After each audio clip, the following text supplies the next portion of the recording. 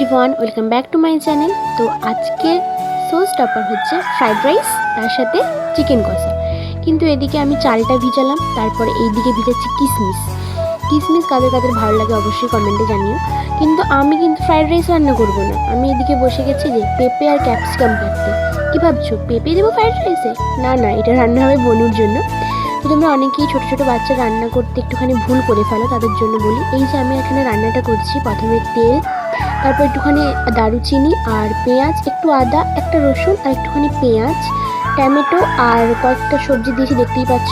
তো এগুলোকে ভালো করে কষিয়ে নিয়ে তার সাথে একটু, এখানে মশলা বলতে তেমন কিছুই দেওয়া যাবে না, একটুখানি লবণ, হলুদ আর ছোটো বাচ্চার জন্য একটুখানি জিরে, লঙ্কা তো একেবারেই ইউজ করা যাবে না। তো এরপরে যে দেখো আমাদের এই বাচ্চাটার জন্য রান্না হবে।